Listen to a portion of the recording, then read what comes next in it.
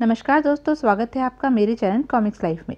शुरू करते हैं कर्नल कर्ण सीरीज की एक और मज़ेदार कॉमिक्स 5 करोड़ का दांत। 5 करोड़ का दांत कर्नल कर्ण व कैप्टन असलम सीरीज। लेखक अंसार अख्तर, कला दिग्दर्शक प्रताप मुलिक, चित्रकार चंदू, सुलेख विनय कुमार।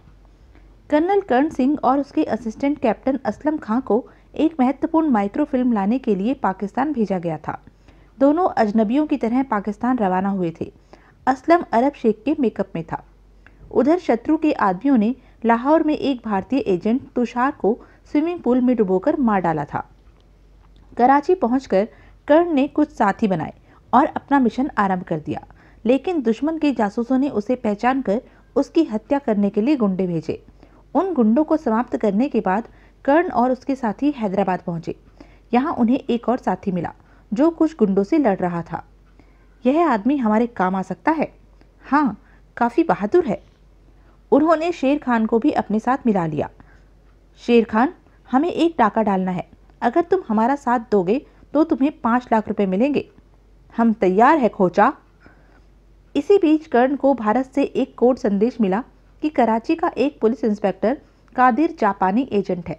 वह तुम्हारे मिशन को असफल बनाने की कोशिश कर रहा है, इसलिए उसे समाप्त कर दो। कर्ण ने असलम को बुलाकर कहा, तुम कराची जाकर इंस्पेक्टर कादिर के बारे में जानकारी प्राप्त करो। मैं 2 दिन बाद कराची पहुंचता हूं, फिर उस इंस्पेक्टर से निपटेंगे। ओके। यहाँ तक की कहानी आप खूनी फिल्म में देख चुके हैं। अब आगे। कर्ण 2 दिन तक हैदराबाद में ही रुका रहा। तीसरे दिन वह भी ट्रेन द्वारा कराची के लिए रवाना हो गया। असलम ने अब तक इंस्पेक्टर कादिर के विषय में जानकारी प्राप्त कर ली होगी। दोपहर को वह कराची के होटल शेरटन पहुंच गया और होटल के काउंटर क्लर्क से कहा, मेरा नाम कासिम है, मुझे एक अच्छा सा कमरा चाहिए। और हाँ, शायद यहाँ मेरा एक खत आया होगा। मैंने अपने एक दोस्त को यहाँ का पता लिख कर दिया था। यस सर, आपका एक लिफाफा आया है, यह लीजिए। Thank you. होटल के कमरे में पहुंचकर कर्ण ने लिफाफा खोला। उसमें असलम का कोड संदेश मौजूद था। वह बैठकर कोड हल करने लगा। 10 मिनट में ही उसने कोड हल कर डाला। संदेश इस प्रकार था, इंस्पेक्टर कादिर की जापानी दूतावास के कुछ लोगों से दोस्ती है। वह एक गाने वाली सलमा बाई के कोठे पर भी नियमित जाता है। उसके खर्च आमदनी से कहीं ज़्यादा दिखाई देते हैं, लेकिन यह पता नहीं कि उसके पास रुपए कहाँ से आते हैं। बस इतना ही मालूम कर सका हूँ। अब मैं उसी होटल शिराज में ठहरा हुआ हूँ। यहाँ वह दोनों लड़कियाँ मुझे फिर से मिल गई हैं। मेरी ज़रूरत पड़ते ही फ़ोन कर दीजिएगा। असलम। उसके बाद कर्ण काफी देर तक कमरे में टहलता रहा और इंस्पेक्टर कादिर को समाप्त करने की स्कीम बनाता रहा। फिर वह हल्के से मेकअप में होटल से बाहर निकला और सड़कों पर घूमकर किसी उचित स्थान की तलाश में लग गया जहां इंस्पेक्टर से निपटा जा सके। आखिर में वह एक सिनेमा हॉल के सामने ठहर गया। यह सिनेमा हॉल एक चौराहे पर बना हुआ था। बाईं तरफ एक कॉफी हाउस था। कॉफी हाउस का काउंटर बिल्कुल दरवाजे पर था, जिस पर खजांची बैठा ग्राहकों से पैसे ले रहा था। कर्ण सड़क के किनारे खड़ा सोच रहा था, यह जगह ठीक रहेगी। 6 बजे फिल्म का शो खत्म होगा तो यहाँ काफ़ी भीड़ हो जाएगी। भीड़ में मैं अपना काम आसानी से कर सकूंगा। फिर उसने एक पब्लिक फ़ोन बूथ से असलम को होटल शिराज फ़ोन किया। असलम, इस समय 5 बजे हैं। ठीक 6 बजे तुम अपनी गाड़ी लेकर कैपिटल सिनेमा हाउस के सामने पहुँच जाओ। गाड़ी चौराहे के किनारे खड़ी करके मेरा इंतज़ार करना। असलम को निर्देश देने के बाद उसने पुलिस स्टेशन का नंबर मिलाया। दूसरी ओर से जवाब मिलने पर, क्या मैं इंस्पेक्टर कादिर से बात कर सकता हूँ? Please hold on. कुछ क्षण बाद कादिर की आवाज़ फ़ोन पर सुनाई दी। Inspector Qadir speaking. इंस्पेक्टर साहब, मैं सलमा बाई के कहने पर आपको फ़ोन कर रहा हूँ। आज उनके कोठे पर कुछ बदमाश आए थे। वह लोग कैपिटल सिनेमा के निकट किसी कॉफ़ी हाउस में लूटने का प्रोग्राम बना रहे हैं। 6 बजे शो समाप्त होने के समय वह डाका डालेंगे। आप अगर चाहें तो उन लोगों को रंगे हाथों पकड़ सकते हैं। इतना कहकर उसने उत्तर की प्रतीक्षा किए बिना फ़ोन बंद कर दिया और फिर अपनी पिस्तौलें निकालकर चेक की। उसकी दोनों जेबों में एक एक पिस्तौल था। 5:45 बजे वह सिनेमा के निकट वाले कॉफ़ी हाउस में प्रविष्ट हुआ और एक ऐसी टेबल पर बैठ गया जहां से सड़क पर नज़र रख सके। यह जगह ठीक रहेगी। ठीक 6 बजे सड़क पर दूर से इंस्पेक्टर कादिर आता दिखाई दिया। वह इस समय सादे लिबास में था। इंस्पेक्टर आ गया। अपने साथियों को यह निसंदेह ही पीछे छोड़कर आया है ताकि लुटेरे होशियार न हो जाएं। तभी सिनेमा का शो समाप्त हो गया और हॉल से भीड़ बाहर निकलनी शुरू हो गई। कुछ ही देर में कॉफी हाउस के सामने सड़क पर भीड़ ही भीड़ थी। इंस्पेक्टर सड़क के दूसरी तरफ खड़ा कॉफी हाउस के कैश काउंटर पर नजर रखे हुए था। अब कर्ण अपनी जगह से उठकर कैश काउंटर पर पहुंचा। उसने दोनों जेबों से पिस्तौल निकाले। एक पिस्तौल उसने अपने शरीर की ओट में छुपाए रखा और दूसरा पिस्तौल उसने खजांची की छाती पर रख दिया। इंस्पेक्टर कादिर दूर से यह दृश्य देख रहा था।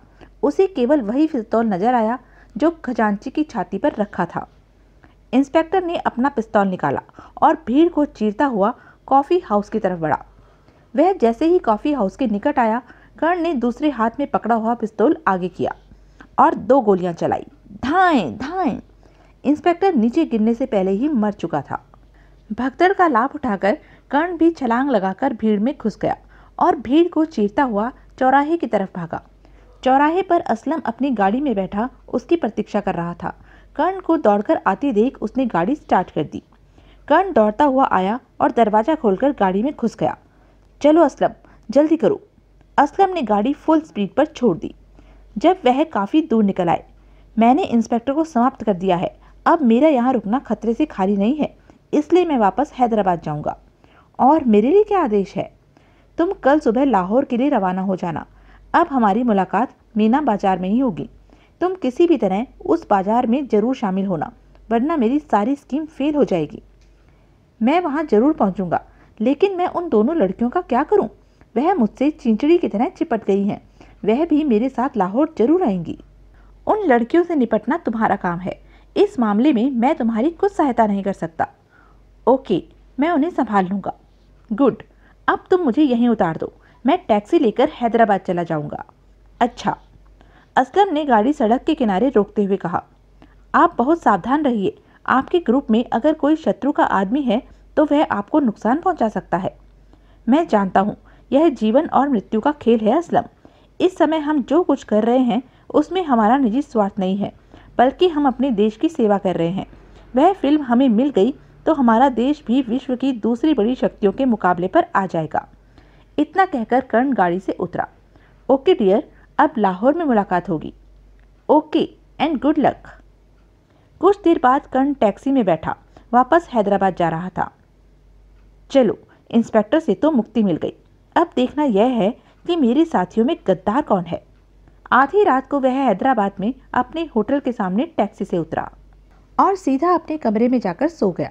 रात में न जाने किस समय कोई आहट सुनकर कर्ण की नींद टूट गई। कैसी आहट सुनी थी मैंने? क्या कमरे में कोई है? तभी सामने वाली दीवार की खिड़की पर हल्की सी आवाज हुई। माय गॉड, कोई खिड़की पर है और शायद शीशा काटने की कोशिश कर रहा है। वह फुर्ती से उठा और दबे पांव चलता हुआ खिड़की के निकट जाकर दीवार से लगकर खड़ा हो गया। कुछ ही क्षण बाद किसी ने खिड़की के एक फ्रेम का शीशा बाहर से उतार लिया। फिर एक हाथ अंदर आया और उसने खिड़की की चिटकनी खोल दी। कर्ण सांस रोके खड़ा था। खिड़की के पट खुल गए और एक व्यक्ति खिड़की पर चढ़कर भीतर कूद आया। उसके दांतों में एक खंजर दबा हुआ था। कर्ण उसके पीछे दीवार से लगा खड़ा था। नीचे कूदकर जैसे ही वह व्यक्ति बेड की तरफ बढ़ा, पीछे से कर्ण ने अपने खाली हाथ की उंगली पिस्तौल की नाल की तरह उसकी कमर से लगा दी। Hands up. खंजर अभी तक उस व्यक्ति के दांतों में दबा हुआ था। उसने हाथ ऊपर उठाए और साथ ही वह तेजी से घूमा। फिर एक घूंसा कर्ण के मुंह पर मारा। कर्ण इसके लिए तैयार नहीं था। घूंसा खाकर वह दीवार से जा टकराया। आह! कर्ण को खाली हाथ देखकर वह व्यक्ति शेर हो गया और दांतों से खंजर निकालकर उसकी तरफ बढ़ा। कर्ण संभल कर खड़ा हो गया। उस व्यक्ति ने खंजर से हमला किया तो कर्ण ने एक तरफ को हटकर उसका वार खाली कर दिया। वह व्यक्ति संभला और फिर हमला करने के लिए तैयार हो गया। कर्ण पीछे हटते हुए दीवार से लग गया था। वह व्यक्ति खंजर लहराता हुआ निकट आया तो कर्ण ने फुर्ती से पलटकर कार्नस पर रखा हुआ गुलदान उठाया और उस व्यक्ति के मुंह पर दे मारा। आह! कर्ण के लिए इतना अवसर काफी था। वह छलांग लगाकर उस व्यक्ति पर आ पड़ा और उसे साथ लिए फर्श पर जा पड़ा। गुलदान की चोट से वह व्यक्ति पहले ही अधमरा हो चुका था। ऊपर से कर्ण के 2-4 शक्तिशाली घूंसे और लगे। ढिशुम! आह! मार खाकर वह बेहोश हो गया था। उसे नीचे पड़ा छोड़कर कर्ण उठ खड़ा हुआ कुछ देर खड़े रहकर अपनी सांसें ठीक करने के बाद उसने फर्श पर पड़ा हुआ हमलावर का खंजर उठाया। फिर बेड के निकट रखा हुआ पानी का जग उठाकर उस व्यक्ति के मुंह पर उड़ेल दिया। पानी गिरते ही उसने कराह कर आंखें खोल दी। कर्ण उसके निकट बैठ गया। आह! तो यह थी अब तक की कहानी। आगे की कहानी जानने के लिए बने रहें मेरे साथ। और हाँ, मेरे चैनल को लाइक, शेयर और सब्सक्राइब करना ना भूलें। धन्यवाद।